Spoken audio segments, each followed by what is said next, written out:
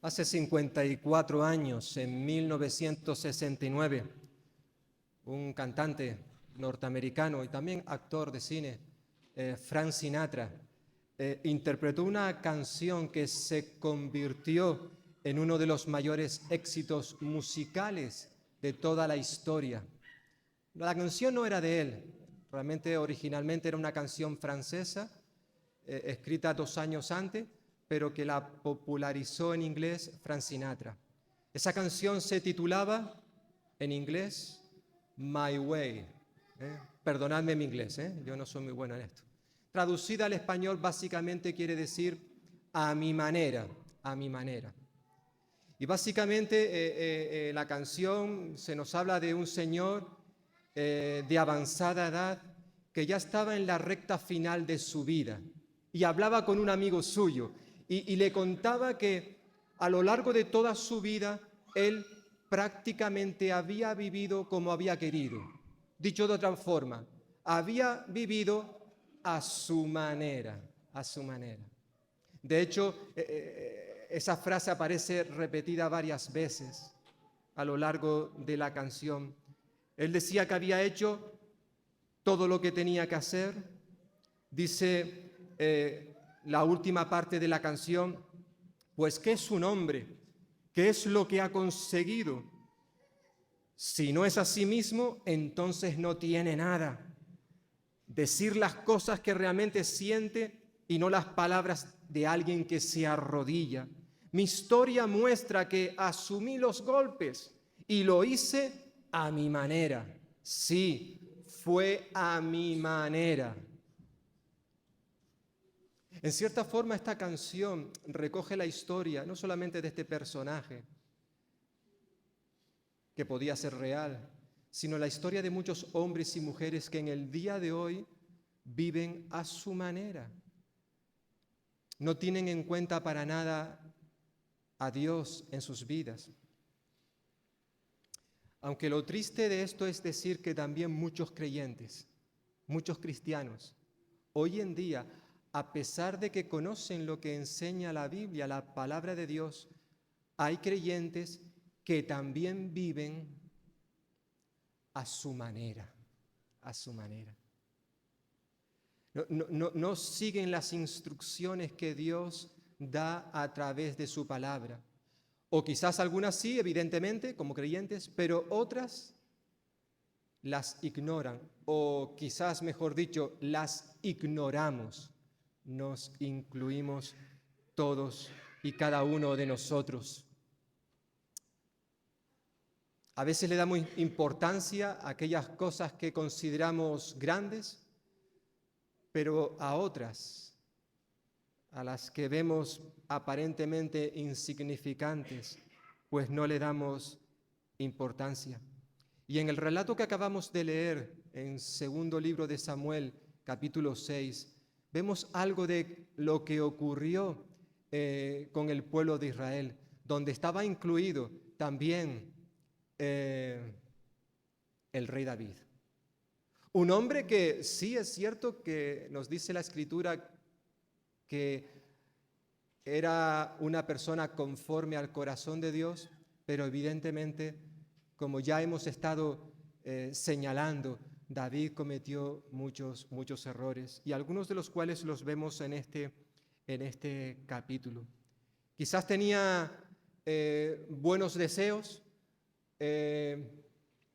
pero evidentemente él se equivocó. Hay un dicho que dice que lo que mal empieza, mal acaba. Es cierto que no siempre ocurre así, pero en muchas ocasiones lo que empezamos mal, eso también luego termina mal. Y hay al menos 4 cosas que me gustaría señalar de los primeros 11 versículos, el pasaje, el texto que ha leído concretamente Irene. En primer lugar, qué importante es recordar que nuestros buenos deseos, nuestras buenas intenciones no son suficientes para agradar a Dios. ¿Está bien esas cosas? Pero evidentemente si esas buenas intenciones, buenos deseos no se ajustan a lo que Dios ya ha dicho en su palabra, tenemos un serio problema. No cabe duda de que David, a diferencia del rey Saúl, David sí estaba preocupado por darle al Señor la adoración que solo Él debe recibir. Es por eso que en su corazón estaba el deseo, la intención de que la capital de Jerusalén, de la cual ya estuvimos hablando en el último estudio, ¿verdad? Él decidió que fuera Jerusalén la capital, no solamente política, sino también militar. David quería que también fuera la capital espiritual, un centro, una sede religiosa, donde todo israelita fuera a Jerusalén para adorar a Dios. Por tanto, David decidió escoger a 30.000 de sus hombres, hemos leído en el versículo 1, y se dirigió a buscar el arca de Dios, que se encontraba, dice versículo 1 y 2, en Baala de Judá, que también es conocido como Kiriat Jearim. Ya esto lo estuvimos viendo en el primer libro de Samuel, capítulo 6 también. Curioso, el capítulo 6 del primer libro habla del arca de Dios, y ahora el capítulo 6 del segundo libro habla también nuevamente del arca. Durante muchos años el arca de Dios había estado en diferentes lugares, como hemos estado viendo en el pasado. Estuvo en el desierto de Sinaí, donde fue construida, allí lo vemos en el libro de Números, por ejemplo. Luego entró en Canaán, en la tierra prometida, liderados todo el pueblo por Josué. El arca permaneció en diferentes lugares, como en Gabaa, en Silo. Luego recordemos que, lo vimos ya en el primer libro de Samuel, que los filisteos en una batalla contra los israelitas no solamente vencieron al pueblo de Dios, sino que además le robaron, se quedaron con el arca de Dios. El arca estuvo también en la tierra de los filisteos en diferentes ciudades durante un tiempo, hasta que después de que los filisteos experimentaron el castigo de Dios, murieron mucha gente, decidieron devolverla a Israel nuevamente. Eso lo estuvimos viendo en los capítulos 5 y 6 del primer libro de Samuel. Y cuando los filisteos devolvieron el arca a sus dueños, por así decirlo, a los israelitas, el arca llegó a una ciudad levita, cuyos habitantes eran levitas. La ciudad era Bexemes. Y evidentemente ellos, como levitas, más que nadie conocían acerca de la gravedad, de la peligrosidad y de la santidad del arca. Conocían las normas en cuanto a cómo tenía que ser tratada dicho mueble que normalmente estaba dentro del tabernáculo. Ellos sabían, por ejemplo, que dentro del arca no podían mirar. Eran levitas, lo sabían. Dios había dado unas instrucciones. Aún así, ellos, recordaréis, lo estuvimos viendo, miraron dentro del arca y miles de los habitantes de Bexemen murieron.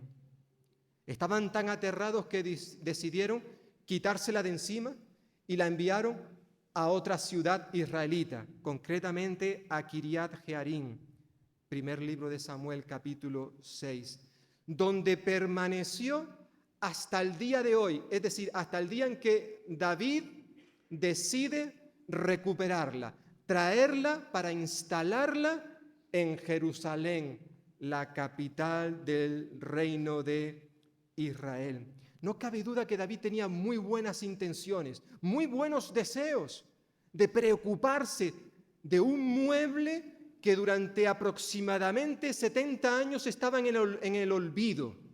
No sabemos qué hacía el pueblo de Israel a la hora de adorar a Dios sin tener en cuenta este arca. No cabe duda de que él quería lo mejor, porque como nos va a recordar luego los versículos 3 al 5, el Señor siempre merece lo mejor de nuestra parte. Lo estuvimos viendo, recordaréis, en el libro de Levítico. Por ejemplo, cuando había que ofrecerle un animal al Señor, ese animal tenía que ser sin defecto. Es decir, el israelita que había pecado tenía que ofrecer un sacrificio al Señor. Se lo entregaban los sacerdotes y los sacerdotes lo sacrificaban. Pero ese israelita que había pecado tenía que ir a su ganado, buscar el mejor animal, el mejor de todos, que no tuviera ni un solo defecto, para ofrecérselo al Señor en sacrificio. Ahora, uno se pregunta, como hacía también una comentarista llamada Mary Evans, hablando sobre este relato, dice, ¿quién decide qué es lo mejor? Dios se merece lo mejor, pero ¿quién decide qué es lo mejor que le podemos dar a Dios? ¿Lo decides tú? ¿Lo decido yo? ¿Lo decide la iglesia? ¿O lo decide el Señor? ¿Quién decide qué es lo mejor? Debemos recordar que el arca de Dios era básicamente un mueble que sería algo más pequeño que este que tenemos aquí. Un mueble, era una caja, de hecho la palabra arca significa caja, cofre, de 1 metro y pico de largo y de ancho unos 70 centímetros y de alto unos 70 centímetros también. En ese arca era depositado 3 objetos, como recordaréis. Se había puesto la vara de Aarón, un pequeño recipiente con un poco de maná del que había caído en el desierto, con el cual el pueblo de Israel se había estado alimentando durante 40 años. Y también allí estaban las tablas de piedra, donde el Señor puso los 10 mandamientos y entregó a Moisés.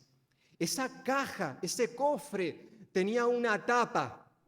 Bueno, la caja, recordaréis que era de madera de acacia, una buena madera, y luego había sido cubierta de oro, oro puro.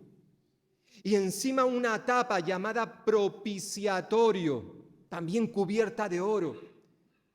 Y en los extremos habían 2 querubines, uno por cada lado, uno frente a otro. Toda la pieza, la tapa con los querubines formaba una sola pieza. El Señor también había dado instrucciones, todo esto lo encontramos en Éxodo capítulo 25, de que en las 4 esquinas del arca tenían que haber 4 anillos, 4 argollas, 2 delante, 2 detrás.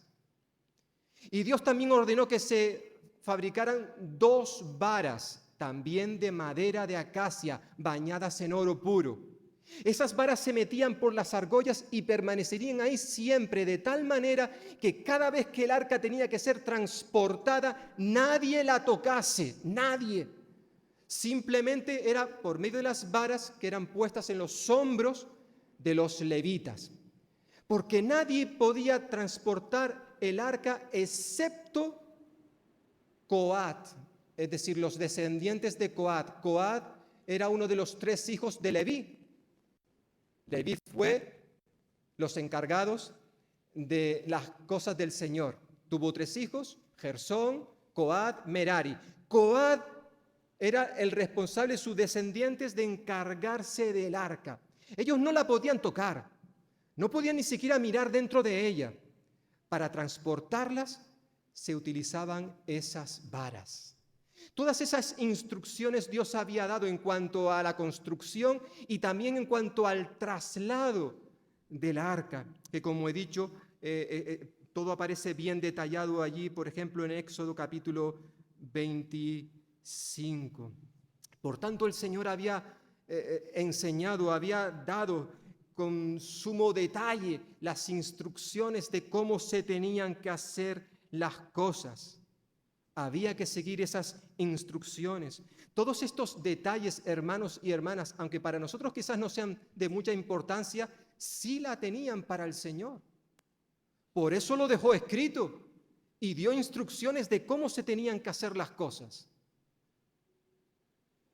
Sin embargo, aunque todos estos detalles ninguno se podía pasar por alto, esto fue precisamente lo que ocurrió con el pueblo de Israel en esta ocasión, como hemos señalado.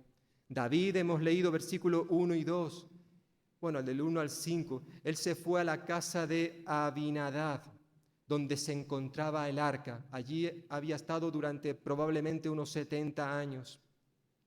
Y David, con todo la ilusión del mundo, con sus mejores intenciones y deseos, cogió el arca y lo subió en un carro nuevo, versículo 3, y se dispusieron a transportarla, a llevarla a Jerusalén.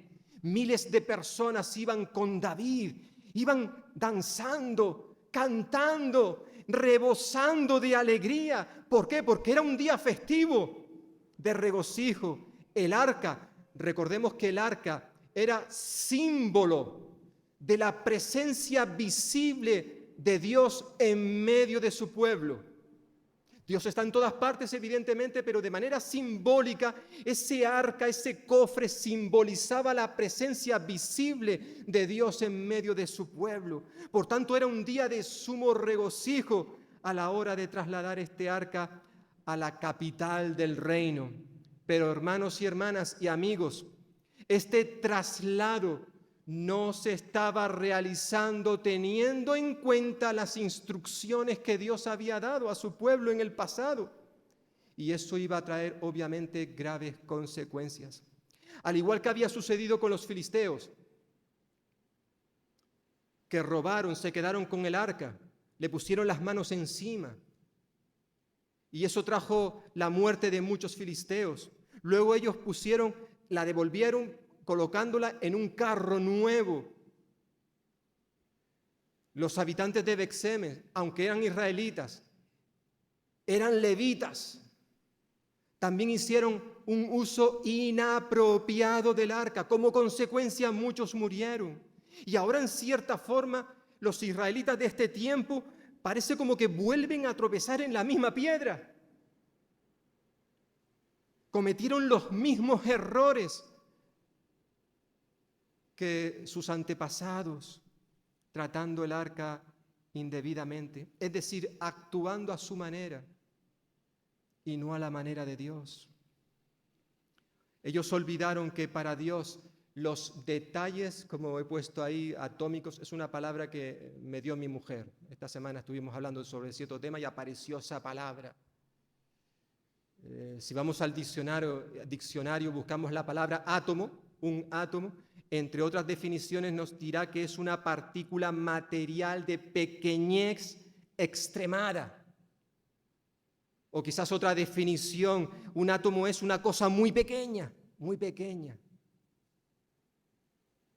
David, juntamente con la multitud que le acompañaba, no le dio importancia a los detalles pequeños, a los detalles que muchas veces tú y yo consideramos insignificantes, lo que le llevó a cometer varios errores. Por ejemplo, quizás el primer error que cometió aquí David, liderando al pueblo, fue el no consultar al Señor sobre sus planes de traer el arca de un lugar a otro. Es interesante que ya en el capítulo anterior habíamos visto que David tenía la costumbre, cuando iba a la guerra, por ejemplo, parece cosas importantes, antes consultar al Señor, buscar su voluntad, buscar su guía. Señor, ¿debo hacer esto? ¿Debo hacer lo otro?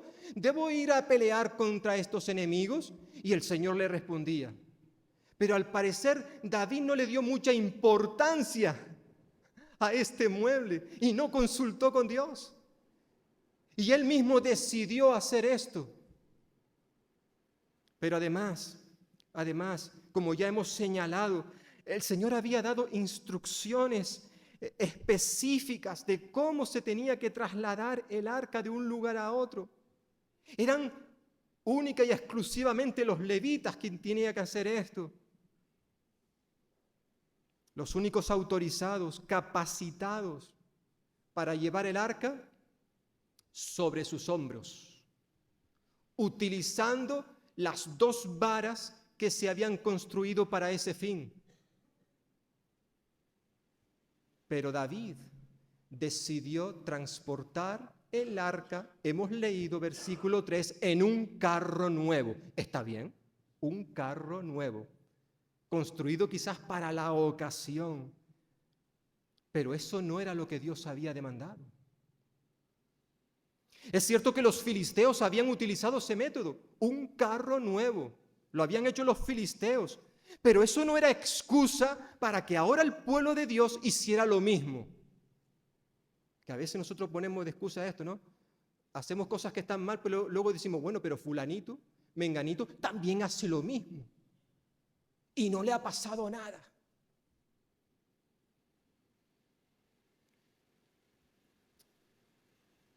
David, como el resto del pueblo, había olvidado lo que realmente Dios demanda de sus hijos, que no es otra cosa que la obediencia. Recordaréis cuando estuvimos viendo en el primer libro de Samuel, capítulo 15, que en una ocasión Dios le mandó ciertas cosas al rey Saúl que éste tenía que hacer. Iban a un lugar y tenían que destruirlo todo, incluso hasta los animales. Pero Saúl decidió que los animales, o lo mejor, dice él, primer libro de Samuel, capítulo 15, que lo mejor del ganado lo iba a dejar con vida para ofrecérselo a Dios en sacrificio. Qué bien suena eso. Dios le había dicho, destrúyelo. Y Saúl dijo, no lo voy a destruir. Lo voy a dejar con vida, pero para ofrecérselo a Dios como un sacrificio. Claro, luego llega más tarde el profeta Samuel y le dice, oye, ¿tú has obedecido al Señor? Sí. ¿Seguro? Porque yo estoy escuchando ahí algunos animales haciendo ruidito. Ah, sí, me acabo de acordar. Esos son las ovejas que hemos dejado para ofrecérselas a Dios. Pero el Señor dijo que las mataras todas. Y luego fíjate lo que le pregunta Samuel al profeta. Fijaos lo que dice ahí. Oye, Saúl, dice Samuel, ¿acaso se complace, le agrada al Señor tanto en los holocaustos y sacrificios como en la obediencia a las palabras del Señor? ¿Qué le agrada más a Dios? ¿Que tú le ofrezcas sacrificios o que tú obedezcas su palabra? Y Samuel responde, mejor es obedecer que sacrificar. Mejor prestar atención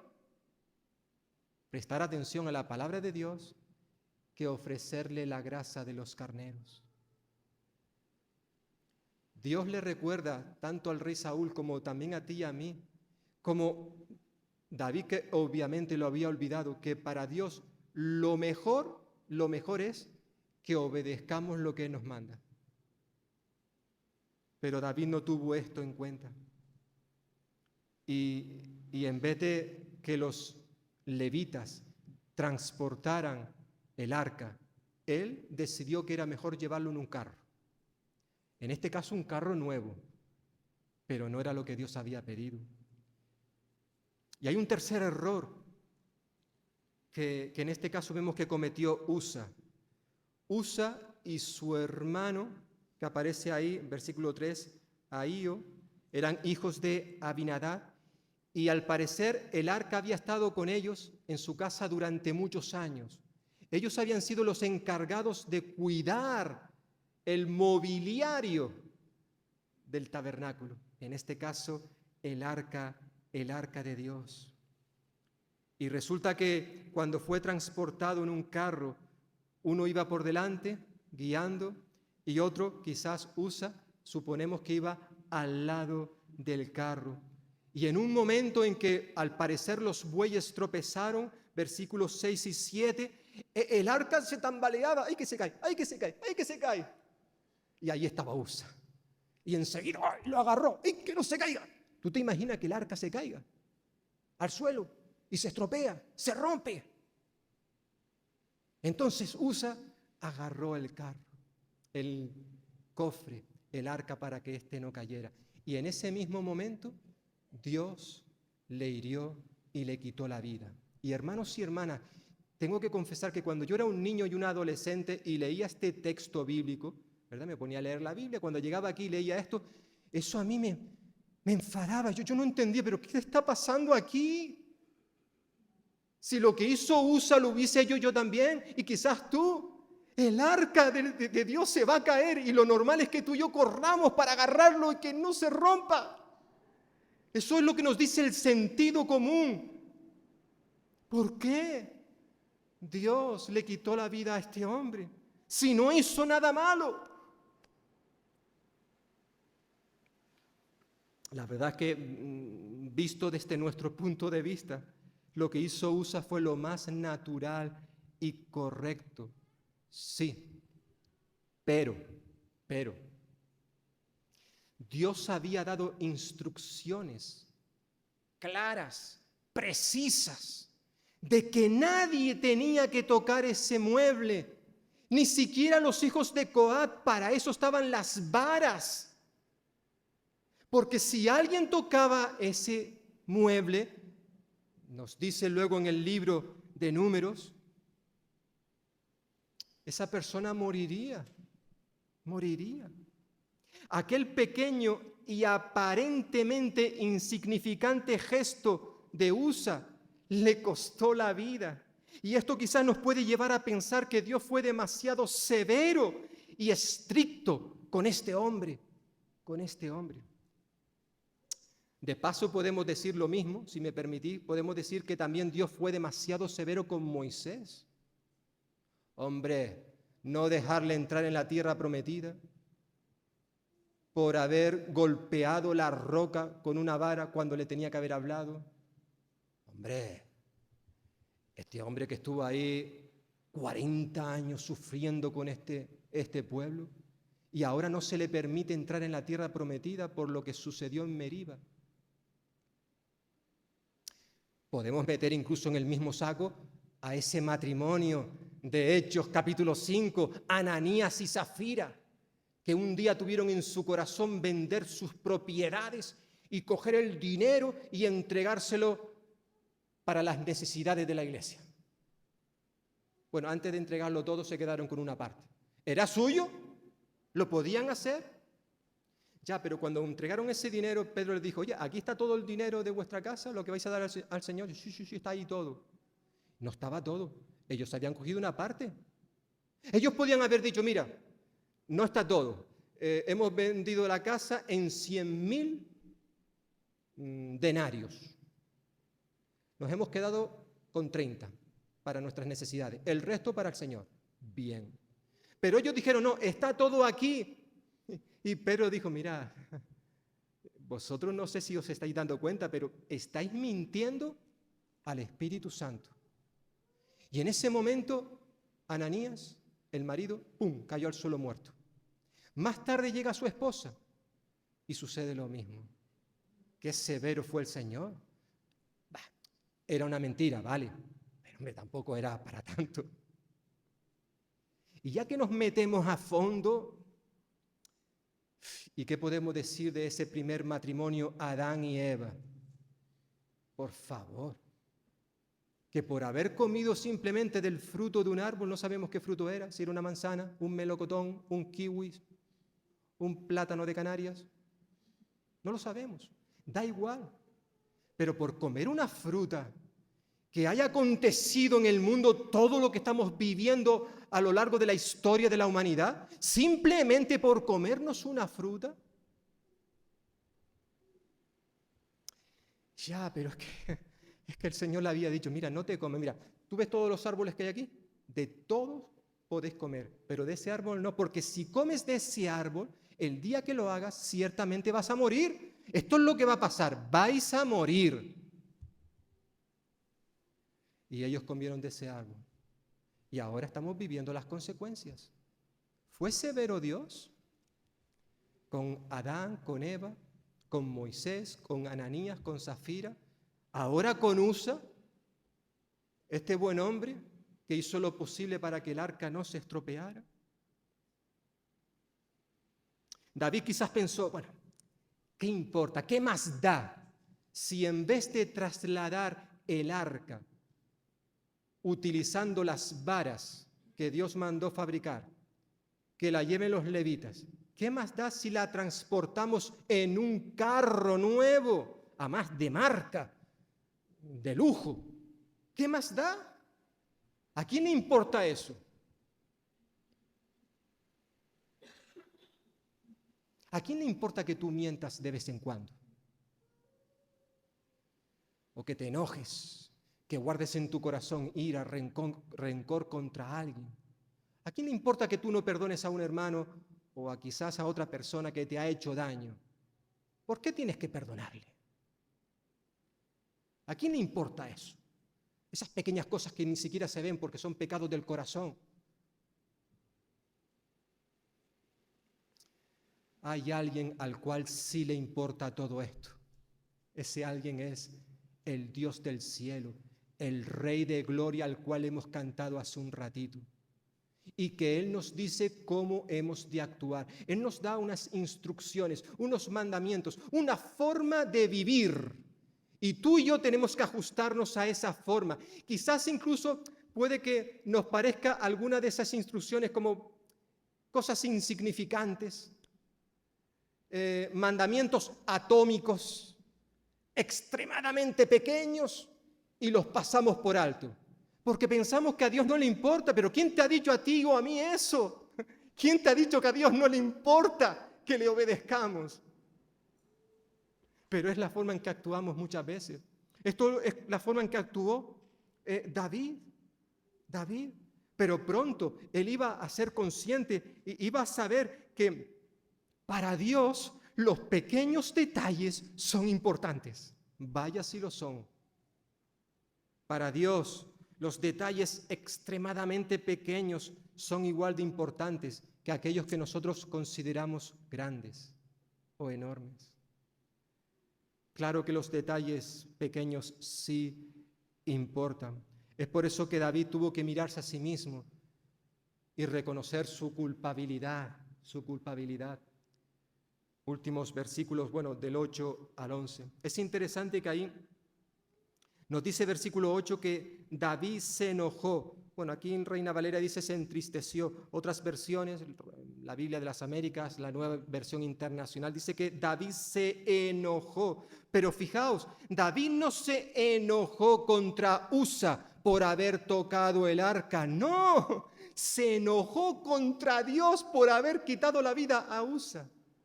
Se enfadó contra Dios, aunque, hay que decirlo, seguidamente él recapacitó y le sobrevino un gran temor. Versículo 9, 8, 9, 10.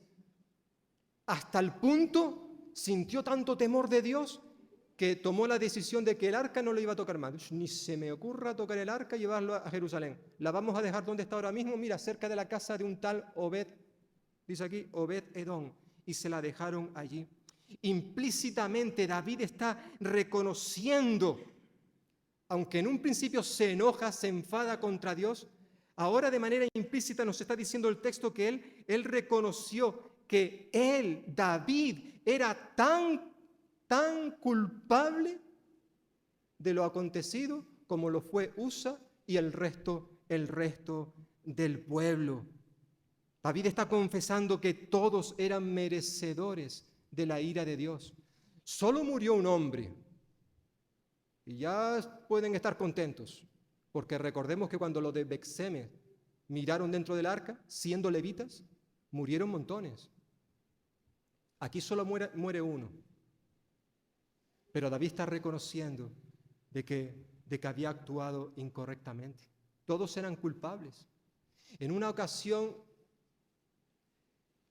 le dijeron a Jesús, ¿tú te has enterado de que en Siloé ha caído una torre y han muerto 18 personas? Y Jesús le dijo, ¿vosotros pensáis que porque estos 18 murieron bajo la torre de Siloé eran más culpables que el resto de la gente que habita en Jerusalén? Y Jesús dijo, pues no. Antes, si vosotros no os arrepentís, moriréis igualmente. Que no quiere decir que vayan a morir todos debajo de una torre, pero que evidentemente si no nos arrepentimos de nuestros pecados, hay consecuencias. Y la consecuencia, según dirá el apóstol Pablo a los romanos, la paga, el salario, la consecuencia de nuestro pecado es la muerte. Muerte física como también muerte espiritual. Fue lo que el Señor vino a decirles a Adán y a Eva al principio, pero ellos no hicieron caso. Este texto, hermanos y hermanas, nos recuerda la sublime gracia y el amor que Dios tiene para con nosotros. El texto, como hemos ya mencionado, recuerda que solo murió Usa. Tenían que haber muerto todos, incluido el rey David. Pero Dios en su misericordia, debido a su gracia, no los borró del mapa a todos ellos. Y hermanos y hermanas, de igual manera Dios sigue actuando en el día de hoy. Tú y yo somos culpables cada día de desobedecer al Señor. Cada día nos saltamos por alto muchos pequeños detalles, mandamientos que Dios nos pide y que nosotros consideramos que tampoco es necesario hacer esto o lo otro. Y somos culpables. Y todos mereceríamos morir. Pero debido a la gracia de Dios, Él nos da una nueva oportunidad. Él nos perdona. Nos perdona si pedimos perdón. Es cuando confesamos nuestros pecados que Él es fiel y justo para perdonarnos y limpiarnos de toda maldad. Pero primero hay que confesar, reconocer, arrepentirnos de nuestros pecados. Para Dios era importante las cosas insignificantes. Si queremos adorarle, si queremos servirle como Él demanda, tenemos que tener en cuenta una serie de cosas que vemos ya a partir de los versículos 12 hasta el final. Dios quiere que le adoremos, pero a su manera y no a la nuestra. Y hay al menos 4 cosas que me gustaría señalar en cuanto a la adoración que vemos en este pasaje. En primer lugar, adorar es cambiar. Si tú y yo venimos en esta mañana a adorar al Señor y lo hacemos mañana y pasado, porque recordemos que adorar a Dios, la adoración no es algo exclusivamente que hacemos en este lugar, en este local. No, hermanos, la adoración es un estilo de vida. Dios quiere que tú le adores, tú y yo le adoremos mañana en el lugar donde Él nos ha puesto, en el trabajo, en casa, cuando vamos a hacer la compra, da igual donde estemos. Allí quiere Dios que tú y yo le adoremos, porque la adoración es un estilo de vida. Pero evidentemente si lo estamos haciendo conforme a la manera de Dios, tenemos que recordar que adorar es cambiar. Después de que David intentó por primera vez llevar el arca a Jerusalén, falló, él volvió a intentarlo de nuevo. Recordemos, se nos ha dicho versículos 11 y 12 que durante 3 meses el arca había permanecido en la casa de Obed-Edom. Y luego David se enteró que Dios estaba bendiciendo a este hombre. En cierta forma se está diciendo implícitamente que el problema no estaba en el arca, el problema estaba en hacer un uso indebido del arca. Por tanto, David tomó nota y esta vez, por segunda vez, decidió coger el arca y llevarlo a Jerusalén. Pero eso sí, en esta ocasión, David hizo las cosas a la manera de Dios, no a su manera, sino a la manera de Dios. La transportó por medio de los levitas, que eso está implícito en el versículo 13, pero para aquellos que estáis siguiendo las notas, la concordancia temática que hay en muchas de vuestras Biblias, pues este pasaje nos lleva al primer libro de Crónicas, capítulo 15. Allí se nos da más detalles acerca de este acontecimiento y se nos recuerda que esta vez eran los levitas los que transportaban el arca sobre sus hombros. ¿Cuántas veces hemos sido, hermanos y hermanas, privados de las bendiciones de Dios porque no hemos tenido en cuenta los pequeños detalles? Queremos hacer las cosas a nuestra manera y considerarnos en cierta forma superiores a Dios, haciendo no tanto lo que Él nos pide, sino lo que nosotros queremos. Dios nos dice, esas 4 argollas que están ahí son para meter las varas y transportar el arca. Pero nosotros decimos, yo creo que es mejor llevarla en un carro nuevo. Ya, pero eso no es lo que Dios nos ha dicho. Sin embargo, nos tomamos esas libertades.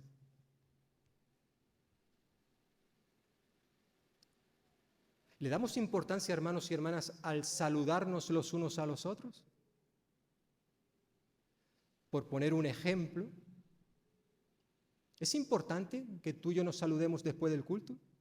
¿Que nos acerquemos a la gente nueva y que les saludemos? ¿Que intentemos hacer todo lo posible para cada domingo? Si no los puedo saludar a todos, intentaré saludar a diferentes hermanos, el próximo domingo a otros. Y simplemente quiero hacer esto porque Dios me lo pide en su palabra. ¿Sabéis que hasta en 5 ocasiones el Nuevo Testamento nos manda, es decir, el Espíritu Santo nos manda que nos saludemos los unos a los otros? Hasta en 5 ocasiones. ¿Por qué será? ¿Será que a Dios le importa que nos saludemos? Claro, tú y yo decimos, yo voy a saludar a toda la gente. Saludo a los que me interesan, a los que me caen bien, con los que tengo feeling, pero a los otros, de eso nada. Y mucho menos a fulanito y a menganito, que hace 4 años me hizo una faena que no la he olvidado. Ya, pero Dios dice, saludaos unos a otros. Y por alguna razón que desconocemos, quizás porque Él sabía que tenemos mentes olvidadizas, que no vamos a querer hacerle caso, Él escribió esto hasta en 5 ocasiones, que nos saludemos. ¿Sabéis por qué? Porque para Dios es importante que lo hagamos. Quizás tú y yo decimos, no, eso no es importante. Pero Dios dice, sí, es importante. Hazlo, hazlo.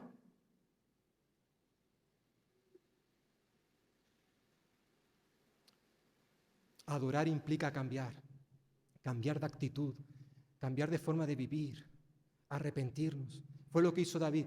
Antes había hecho las cosas a su manera, ahora dice, no, nos hemos equivocado, vamos a cambiar, vamos a hacer las cosas a la manera de Dios. Adorar también exige confesión. Vemos que versículo 13, cuando los que llevaban el arca, dice que habían dado simplemente 6 pasos. Habían arrancado y en ese momento David dice, vamos a sacrificar un animal. Vamos a ofrecer a Dios una ofrenda por nuestros pecados, porque le hemos fallado. Queremos postrarnos delante de Él. Versículo 13, versículo 18. Porque el Señor demanda esto de nosotros. Vamos a pedirle perdón, a reconocer nuestros errores. Nos hemos equivocado, Señor, y no queremos volver a hacerlo. Además, adorar implicaba dar. Versículo 19 nos dice que cuando ya terminó de ser instalado el arca en Jerusalén, pues David dice que empezó a ofrecer alimentos, comida, tanto a hombres como a mujeres, para que se fueran a su casa con algo de alimentos. Un corazón, hermanos y hermanas, un corazón arrepentido es un corazón agradecido. Un corazón que expresa generosidad, que desea dar no solamente a Dios, sino también al prójimo. Es esto lo que vemos con David. Su forma de adorar le llevó a dar, a ofrecer. Aunque también termina el relato recordándonos que adorar a veces también implica enfrentar obstáculos, problemas. En medio de este día de tanta alegría, de tanto regocijo, porque el arca de Dios, que simbolizaba la presencia visible de Dios en medio de su pueblo, ahora había sido trasladado a Jerusalén con éxito. Pero el relato nos recuerda que no todo el mundo compartía la alegría, no todo el mundo. El autor bíblico se centra en Mical, la mujer, una de las esposas de David. Recordemos que esta mujer también era hija del difunto Saúl. Y al parecer ella no estaba con el resto del pueblo festejando, saltando, bailando por el gozo que sentía. No, nos dice el texto. Versículo 16, que ella estaba viendo por lo visto todo lo que estaba sucediendo desde la ventana, a la distancia, pero sin tomar parte del asunto. Y tenemos que reconocer que a veces eso también ocurre en nuestra vida. Ella dice que al ver saltar y bailar a su esposo con tanto regocijo, lo menospreció en su corazón. Y luego cuando David regresó a su casa, se tuvo que enfrentar a su mujer, con la crítica de su mujer. Se estaba burlando ella de él. Pero David justificó sus actos diciendo que habían sido hechos delante del Señor. Versículo 21, aparece 2 veces. También ya lo ha dicho en el versículo 17, versículo 14, versículo 16, versículo 5 de este capítulo. Hasta en 6 ocasiones se nos dice que David con el pueblo lo que estaba haciendo era para el Señor, delante de él, para agradarle a él. Pero Mical no lo vio de la misma manera. Su comportamiento, el de David, iba únicamente dirigido a exaltar, a honrar al Señor, pero su esposa no lo vio de la misma manera. Y es posible, hermanos y hermanas, es posible que también tú y yo podamos hacer cosas para el Señor y que eso nos lleve a tener que enfrentar las críticas de aquellos que simplemente observan desde la ventana, como Mical. Sí, porque eso es lo que sucede muchas veces. Hoy no diríamos que está viendo gente que está viendo las cosas desde la ventana, no. Hoy utilizaríamos la expresión que están viendo los toros desde la barrera, o están viendo un partido de fútbol desde la grada. Y yo no sé si lo sabéis, pero los mejores jugadores de fútbol siempre se encuentran en la grada, siempre. Son estos los que dicen, pero ¿por qué tiraste por allí? Tenías que haber tirado por allá, pero ¿qué no la pasaste por el otro lado? Estos son los mejores jugadores, los que están en la grada, no están en el terreno. Y en cierta forma Mical estaba haciendo esto, desde la ventana observando. Mira esto, mira lo otro, mira. Y solamente lanzando críticas. Y hermanos y hermanas, tú y yo también, si queremos servir al Señor, si queremos agradarle, si queremos honrarle, es posible que en determinados momentos de nuestra vida vayamos a experimentar la crítica de aquellos que nos están viendo desde la distancia. Eso sí, sin tomar parte del ministerio. Tristemente, como muchas veces sucede, la alegría de unos pocos provoca la envidia de otros. Estamos seguros que Mical tenía razones más que suficientes para sentirse amargada. No recordemos, ella estaba enamorada, amaba locamente a David. Nunca se nos dice que David amara a Mical, pero sí se dice el texto, lo vimos en su momento, que ella sí amaba a David. Y un día este hombre desaparece, se va huyendo, ya se la podía haber llevado a ella, pero no. Ella tuvo que verle cómo se iba desde la ventana quizás. Pasaron los años, ella se volvió a casar con un hombre que sí la amaba. Dice el texto que Paliel amaba a Mical. Y cuando David regresa, recordemos, y va a ser nombrado rey, y dice, vale, yo quiero ser rey, ¿queréis que yo sea rey? De acuerdo, pero quiero que se me devuelva Mical. No lo hizo porque la amara, no. Esto era más bien por cuestiones estratégicas dentro de la política. Y él hizo que Mical fuera arrancada de su hogar, su marido llorando, no dice el texto detrás de ellos, no te la lleves. Por tanto, podemos entender que en cierta forma Mical tenía razones para sentirse dolida, amargada. Y en tu vida y en mi vida pueden pasar cosas parecidas que nos hagan entristecer, enojar contra una persona o contra otra por el daño que nos han hecho. Pero hermanos y hermanas, tú y yo no podemos albergar en nuestro corazón amargura, resentimiento, odio, enojo contra nadie. Tenemos que aprender a perdonar, aunque nos hayan hecho daño fuertemente. Dios nos pide que perdonemos, Ella no pudo gozarse con el resto del pueblo porque en su corazón habían actitudes que la estaban separando de Dios. Y son muchos hermanos y hermanas, muchos los creyentes que también asisten a los cultos y que no son capaces de regocijarse con el pueblo de Dios. ¿Y sabéis por qué? Porque en sus corazones hay resentimiento, ira, enojo. Han perdido el gozo de su salvación. No han perdido su salvación, pero sí el gozo. ¿Qué es lo que le pasará a David? Veremos más adelante cuando él pecó, yéndose o robándole la mujer a otro hombre. Y durante un tiempo él no confesó sus pecados. Y él nos dice allí en el Salmo 51, Señor, devuélveme el gozo de tu salvación. ¿Por qué? Porque lo había perdido. Porque cuando hay pecado, hermanos y hermanas, en nuestra vida, no podemos gozarnos, no podemos alegrarnos con el pueblo de Dios. Lo único que podemos hacer es sentarnos en una ventana y mirar cómo otros se regocijan. Claro, eso luego nos va a llevar a sentir envidia. Porque mira lo que tienen ellos y por qué no lo tengo yo. Tú también puedes tenerlo. Si tú acudes a Cristo y confiesas tus pecados y le pides perdón, y luego eso te va a llevar a perdonar a aquellos que te han hecho daño. Da igual lo que te hayan hecho. Pero no podemos permitir que esas cosas pequeñas aniden en nuestro corazón porque nos van a hacer un daño tremendo. Decía el apóstol Pablo cuando escribió su primera carta a los Corintios, cuando se enteró de que había un pecado grave dentro de la iglesia. Bueno, todos los pecados son graves. Y Pablo dijo, hermanos, un poquito de levadura leuda toda la masa. Estaba diciendo, hermanos, si consentimos un pecado, aunque nosotros lo consideremos pequeño, ese pecado va a afectar a toda la iglesia, nos va a contaminar. Por eso hay que limpiarnos de la levadura vieja. No permitamos que eso entre en nuestra iglesia. Un poquito de levadura. Cuando tú y yo guardamos un poquito de rencor, de resentimiento, de ira, de enojo, eso nos va a hacer un daño tremendo. Aunque nosotros consideremos que es poca cosa, que a Dios no le importa porque tampoco se ven, son los pecados del corazón. ¿Quién ve eso? Pero Dios lo está viendo.